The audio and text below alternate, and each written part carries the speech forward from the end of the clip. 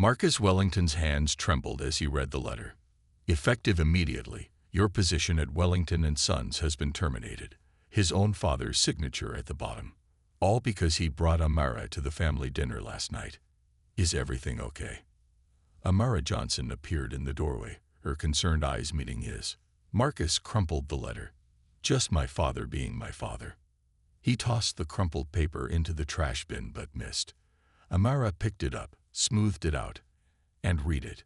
Her face fell, but she quickly composed herself. I'm so sorry, Marcus. This is because of me, isn't it? Marcus crossed the room and took her hands in his. No, this is because of him. His narrow mind. His outdated views. Not you. Never you. The morning sunlight streamed through the apartment windows, catching the small diamond on Amara's necklace, a gift from her grandmother. The only piece of jewelry she wore regularly. Marcus had noticed it the first time they met. That day had changed everything. 3 months ago, Marcus had attended a university symposium only as a favor to a college friend who couldn't use his ticket. Marcus had expected a dry academic presentation. Instead, he found Amara Johnson. She had walked onto the stage with confidence, her dark skin glowing under the auditorium lights, her voice strong and clear as she explained her research on deep space communications. The way she spoke about the stars made them seem like old friends. She simplified complex concepts without talking down to the audience. Marcus, who had barely passed high school physics, found himself understanding, and more surprisingly, caring, about radio signals from distant galaxies. The universe is constantly speaking to us, she had said. We just need to learn how to listen. After her talk, Marcus had waited in line to speak with her, rehearsing intelligent questions in his head. When his turn came, he forgot every practiced word. Would you like to get coffee sometime? He blurted out instead. Amara had laughed, not mockingly, but with genuine surprise and delight. That's not usually the follow-up question I get about quantum communication protocols. I'm not your usual audience member, Marcus had replied, finding his confidence. Clearly not. And yes, coffee sounds nice. Coffee had turned into dinner, dinner into a walk across campus. The walk had extended past midnight as they talked about everything and nothing under a clear night sky. That's Arcturus, she had pointed. One of the brightest stars we can see from Earth. It's sending out radio waves right now that I'm trying to capture and decode. Marcus had looked at her instead of the star. You make the impossible sound possible. Now, 3 months later, in his apartment with the termination letter crumpled on the floor, Marcus couldn't regret a single moment of their time together, not even bringing her to meet his family, despite the disaster it had become. I knew they might be difficult, Marcus said, moving to the kitchen to make coffee. But I never thought my own father would fire me. Amara leaned against the counter. Tell me again what he said.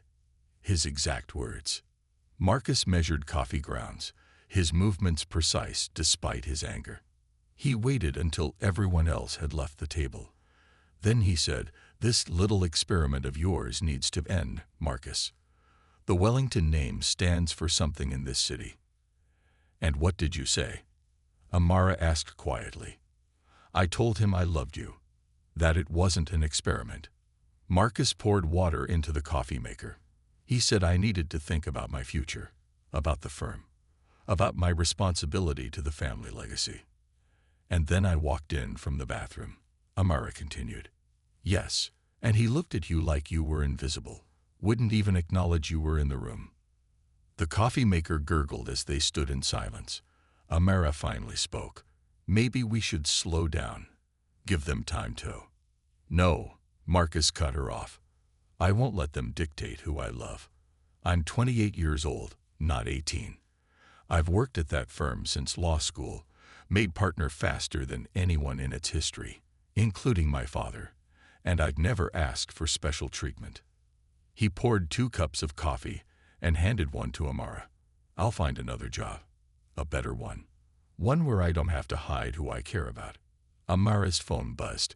She glanced at it, and her eyes widened. What is it? Marcus asked. "The signal," she whispered.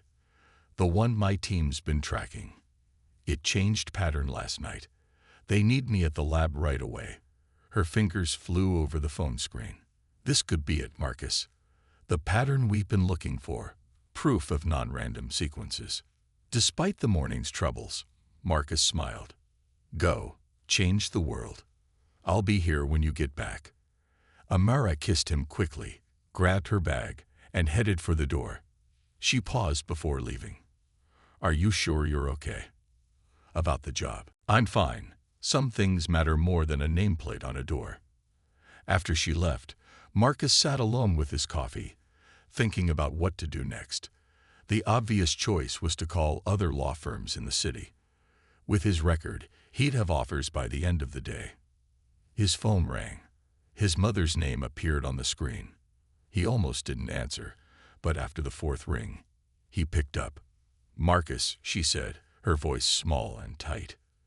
"Your father told me what he did. I want you to know I didn't agree with his decision." "But you didn't stop him," Marcus replied. "No," she admitted. "I didn't, but I'm calling now to tell you. Bring her to Sunday dinner. Just you and her. No one else. I want to try again."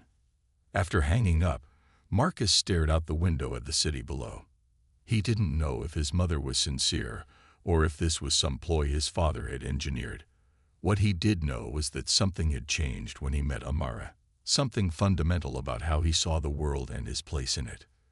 What he couldn't possibly know was that the signal Amara rushed off to study would soon change everything else, not just for them, but for all of humanity. "You can have her, or you can have your birthright, Marcus. Not both." Justice William Wellington's voice echoed through his mahogany office. The morning light streaming through tall windows caught the silver in his hair, making him look more like a stern king than a father. Marcus stood his ground, facing the man who had shaped his entire life. "Then I choose her," he replied without hesitation. The older Wellington's face hardened.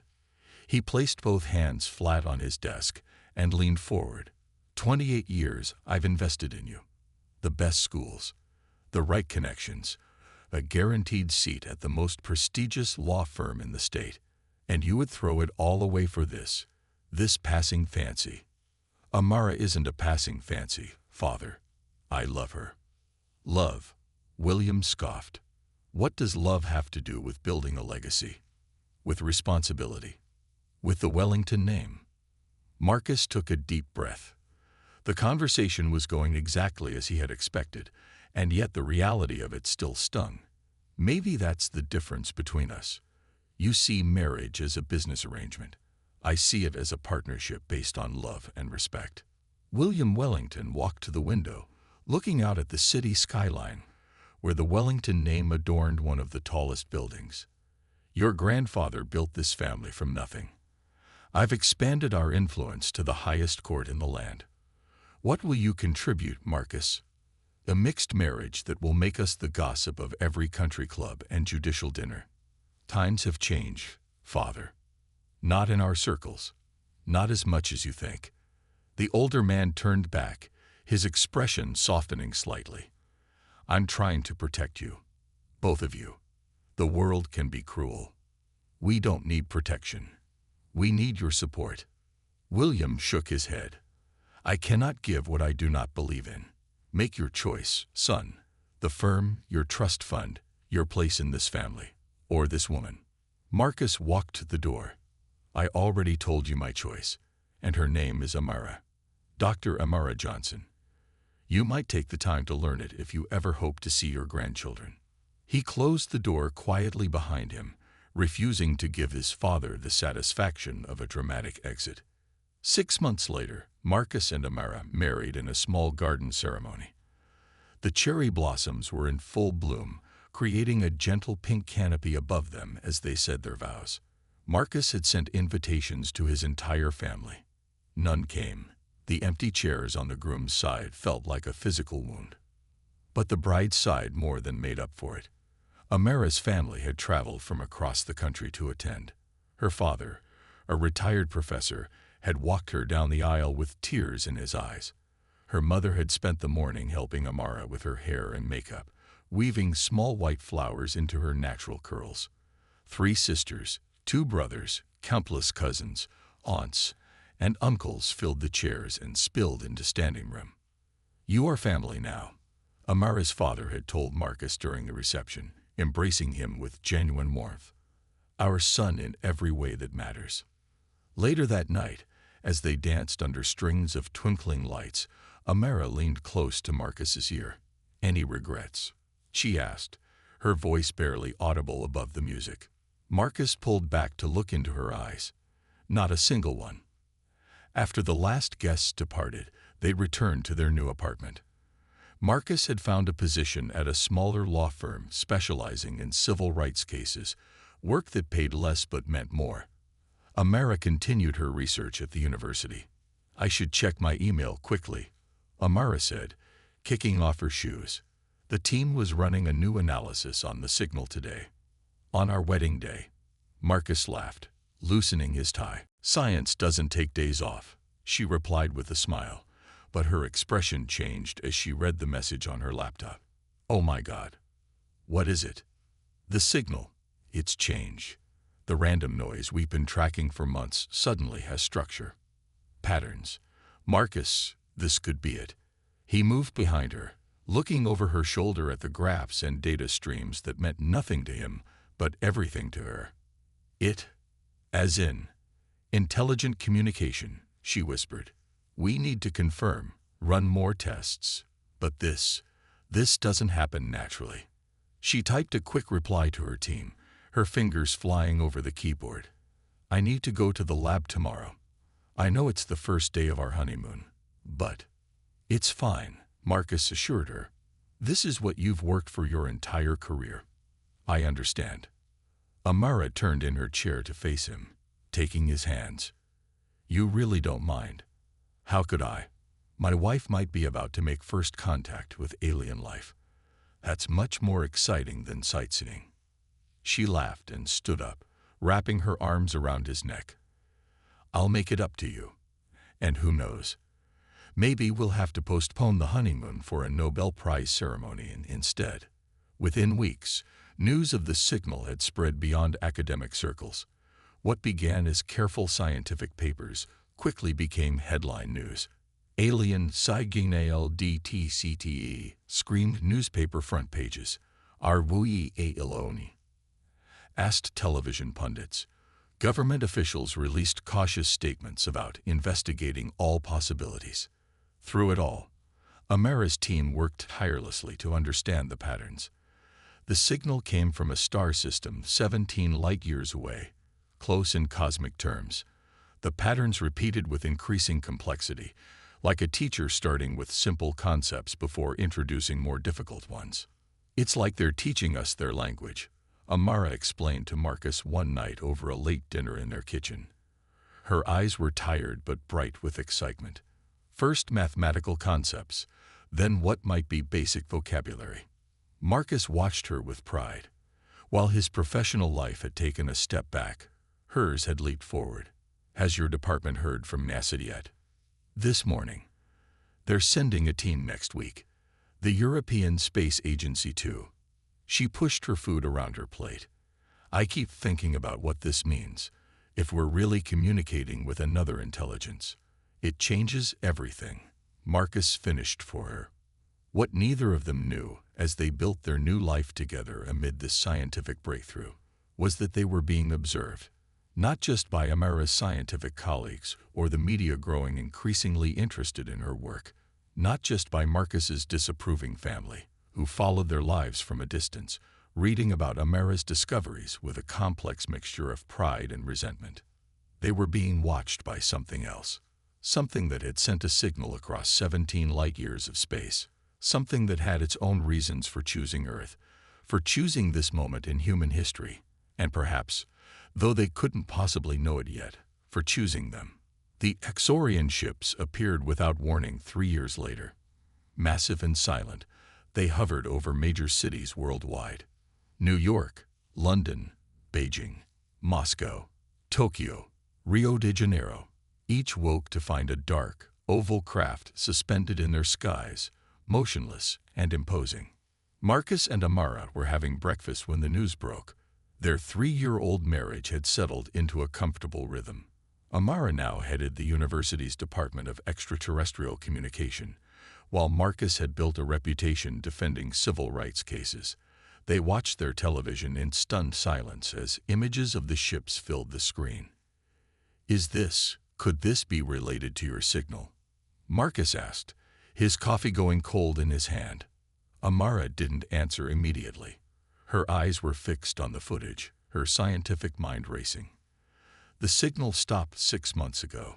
We thought we'd lost contact forever. And now they're here, Marcus whispered. Their phone rang. It was Amara's research partner, Dr. Chen. Are you seeing this? He asked without preamble. They want you at the emergency response center. Both of you. Both of us. Why, Marcus? Amara asked, confused. I don't know. The request came directly from the Joint Chiefs. There's a car already on its way to your apartment. Before they could ask more questions, a message began broadcasting worldwide. On every television, radio, phone, and computer, in every language simultaneously, the same words appeared. We seek those who understand unity despite difference. The voice was neither male nor female, with an accent impossible to place. It repeated once, then silence returned to the airwaves. Within 30 minutes, Marcus and Amara were escorted into a hastily assembled command center. Military personnel, scientists, and government officials moved with urgent purpose. Screens displayed the ships from various angles. World leaders appeared via video conference. Dr. Wellington, the Secretary of Defense, greeted Amara. We believe these visitors may be responding to your team's communications. Possibly, Amara agreed, though we never expected physical contact. Our signal exchange was purely theoretical research. A general stepped forward. Well, theory just became reality. We need to know everything about your communications. What did you tell them about Earth? About our defenses. Nothing about defenses, Amara replied firmly. We sent mathematical principles, basic physics, information about our solar system, universal concepts, and images, added Dr. Chen, who had joined them. Cultural samples, art, music, and photographs, Amara continued. Examples of human diversity, different peoples, cultures, families. The discussion continued for hours as military strategists argued with scientists about how to respond. Should they show strength? Attempt communication. Evacuate cities beneath the ships. Then, at precisely noon Eastern Standard Time, another message came through. We request the presence of Marcus and Amara Wellington. The room fell silent, all eyes turning to the couple. How do they know your names? The president asked through the video link, her face tense with concern. Marcus and Amara looked at each other, equally baffled. We never included personal information in the transmissions, Amara insisted. The Secretary of State leaned forward. This is clearly a security risk. We can't simply hand over 2 American citizens to an unknown alien species.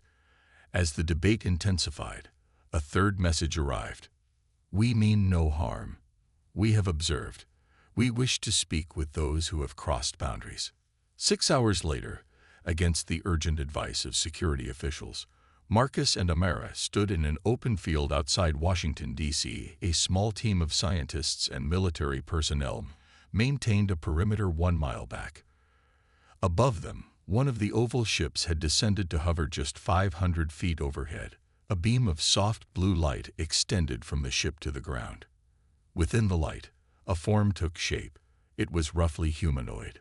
2 arms, 2 legs, a head, but clearly not human. Its skin shifted colors like oil on water, and its eyes were large and entirely black. I am Thelax, the being said, its voice coming not from its body, but seemingly from the air around them. Speaker for the Xorian Collective. Amara stepped forward, her scientific training kicking in despite her fear. I am Dr. Amara Wellington. This is my husband, Marcus Wellington. May I ask why you requested us specifically? The being's skin rippled with blues and purples.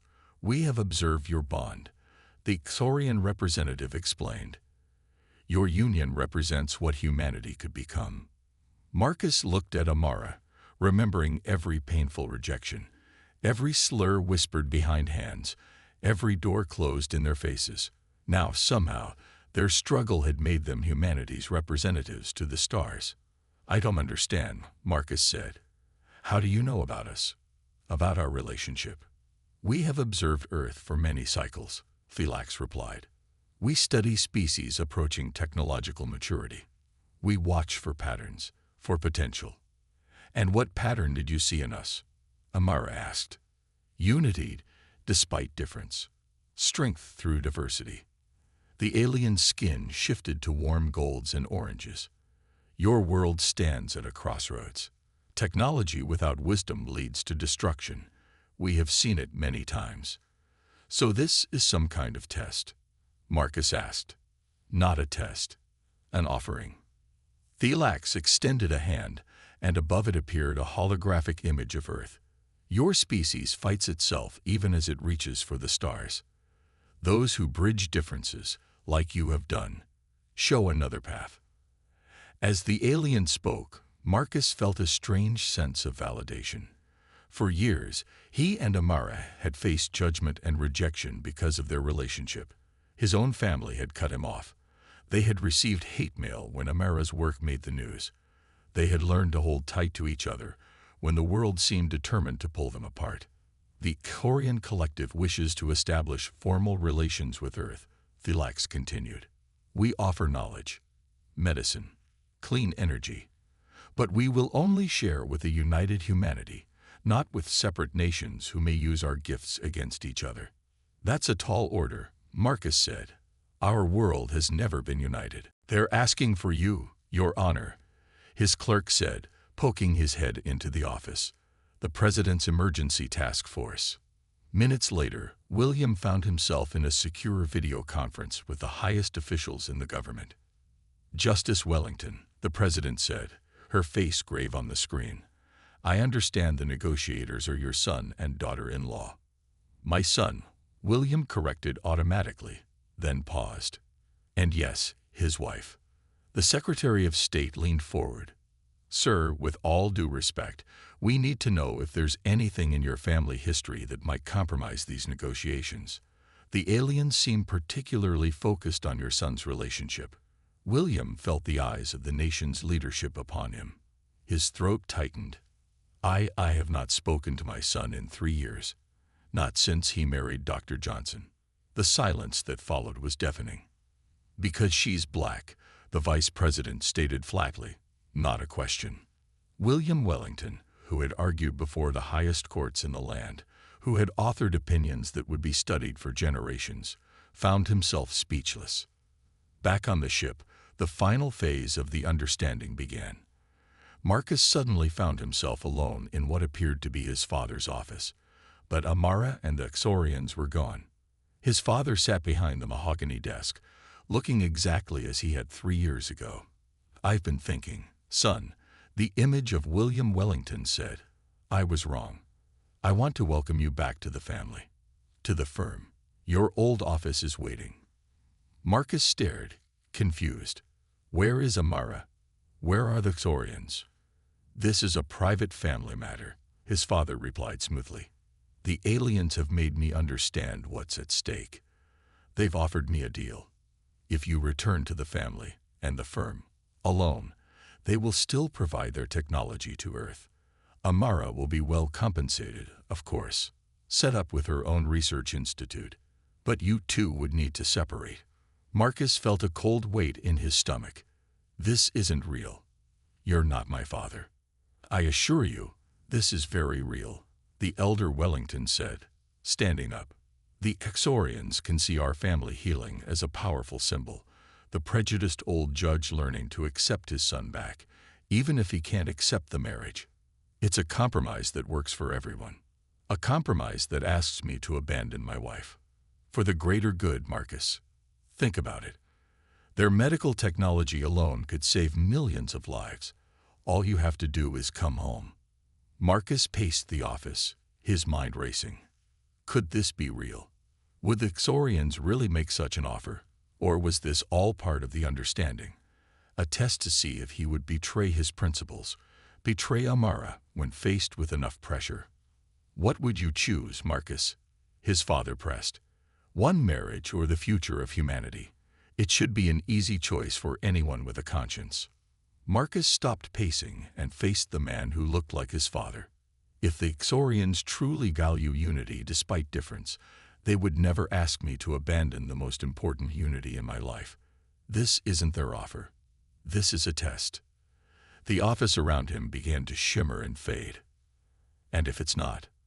His father's voice asked as his image began to dissolve. If this is real, and you're condemning humanity by your choice. Marcus stood firm as the illusion faded completely. Then any species that would ask me to betray love for technology isn't one I want humanity learning from. He found himself back in the circular chamber. Amara stood across from him, looking shaken but resolute. The three Xorians watched them both, their skin shifting through patterns of color. Did you? Marcus began. See my parents telling me to leave you for the good of science? Yes. Amara moved to his side and took his hand. I didn't believe it for a second. Thilax stepped forward, the colors on its skin now a calm, steady blue. The understanding is complete. You have both passed the final test. So it was a test, Marcus confirmed. Yes, the alien replied.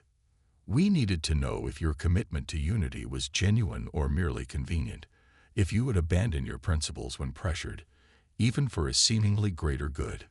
Amara looked at the aliens with new understanding, because a species that compromises its core values for technology is not ready for what we offer. Thilax finished. You have proven yourselves worthy representatives. Now there is one more who must be tested before our offering can begin. Who? Marcus asked, though somehow he already knew the answer. The one whose prejudice you have most directly faced. The one who now begins to understand what his actions have cost. Thilax's skin rippled with something like compassion. Your father awaits us below. When the Xorian ship finally opened its doors, Marcus and Amara emerged hand in hand. Behind them came a changed William Wellington, who had demanded to be brought aboard during the final hours of negotiation. The morning sun cast long shadows across the field where thousands had gathered. Government officials, media, and ordinary citizens, drawn by the historic moment. Military helicopters circled at a respectful distance. The world watched and waited. I saw everything, the older Wellington said, voice breaking as he faced the couple. Every moment of pain we caused you, every ounce of love you showed despite it. Marcus studied his father's face. The proud, stern judge looked different. His shoulders slightly stooped, his eyes red-rimmed from tears. For 3 years, Marcus had imagined this reunion, sometimes with anger, sometimes with hope. Never like this. William Wellington reached out tentatively, then pulled his hand back. I don't expect forgiveness. I just want you both to know I was wrong. Deeply, terribly wrong. Amara, always more generous than Marcus in these matters, stepped forward and took the older man's hand. What happened up there? She asked gently. William looked up at the massive ship hovering above them. They showed me everything. Not just memories. I felt what you felt. Every dismissal, every cruel word, every door closed in your faces. His voice faltered. And I felt your love for each other. Its strength. Its purity. Thilax and 2 other Xorians emerged from the ship, their skin shifting through peaceful blues and greens. The crowd gasped at the sight of the aliens, but the 3 Wellingtons barely noticed, locked in their own moment of reconciliation. The understanding is complete, Thilax announced, addressing not just the family, but the world watching through countless cameras. We have found humanity worthy of our offering. In the days that followed, the Xorians explained their purpose to a fascinated Earth. They had not come to conquer or to judge, but to guide. Their own civilization had once stood where humanity now stood.